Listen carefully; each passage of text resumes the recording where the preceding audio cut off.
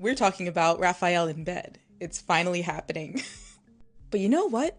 Maybe we should focus in on the bedroom and not just the activities. It doesn't matter which love interest is your favorite. Raphael's bedroom stands out amongst the rest, and yes, I say this as a Silas #1 girly. Yeah. The bed is not just a functional feature in the bedroom, it's a stage. The openness of the bedroom invites you to the bed. It directs you towards it, and it knows that there shouldn't be any shame around the activities that are about to go down. The sheer size of the bed, the wideness of it, invites company, activity, and experimentation. There's a sensual looseness to the sheets. Notice how things are not neatly tucked in. Instead, there's this languidity, and we see that with Raphael's character, even how he allows his sweaters to hang off his shoulder, right? It's sensual, and we'll get into that in another part. But that looseness of the sheets also reminds me of Manet's Olympia, which, again, that was a very sexual looseness. And what's that we see over on the side? A telltale statue, a statue that lets us know more about the scene before us. Again, it would be so smart, again, that we have this artist using a telltale statue in his own room as if it is a piece of art. So, what statue is this? It's the Venus de Milo.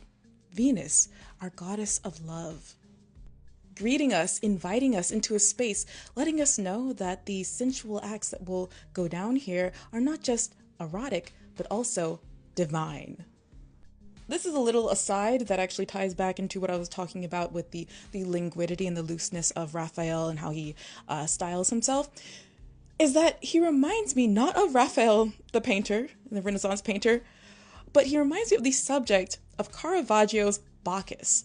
And how fitting is that, right? Not just in a bit of the curl of the hair, the softness, almost a boyish charm, but also in the way that there is this looseness, this inviting sort of sensuality to his design. And I find that a bit interesting, especially when we tie that around to the sensuality that we see in the aesthetics of Raphael.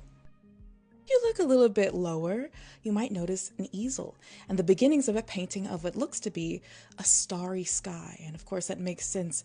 We have this glass dome above us, perfect for observation, and we'll talk about that in a little bit. But what I want to talk about is how I mentioned the bed as a stage, as a place of observation, and we see the easel there, right? You might be thinking what I'm thinking, right? That possibly this could be a nice place for Raphael to paint his lover, maybe in a state after certain activities have taken place. Maybe he's feeling a little bit inspired. He's got a bit of inspiration flowing through him. Throughout Raphael's house, we see these high ceilings and these equally tall floor-to-ceiling windows. And now we're seeing this gorgeous glass dome. And with this, it invites so many different things, right? I think of the heavens and this godliness, which is fitting. The height also feels almost like we are underwater. That makes us feel that we are lower, right? It gives this sense of depth, funnily enough. And because we can observe the ocean around us, it's inviting as much view of the ocean as possible. And at night, we can also see the stars, and it invites this observation from the bed of the heavens. And so we have this beautiful marriage of sea and sky, and it's so romantic. And with the bed, of course, our stage, one can only imagine what post-coital bliss must be like, being able to observe the stars with your lover. And there's a little detail that seems to interrupt this romantic setting. There's a little solar system pendulum right near the bottom, right? You might have missed it.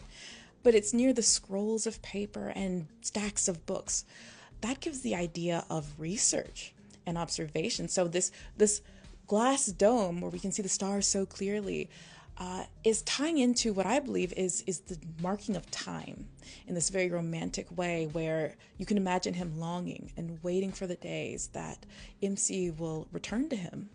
Which brings me to the flip side of this gorgeous open romantic space. If Raphael is in it alone, it is especially lonely. A large bed with one man, these beautiful sights that he would love to share with someone else, but they're not there. And he's counting the days that he can finally share this space with her. There are also some folding screens that seem to have been hand painted by Raphael himself. The same sort of abstract expressionism that we see in his paintings are also there. And what I like about the folding screens is that there's a bit of sensuality to that too.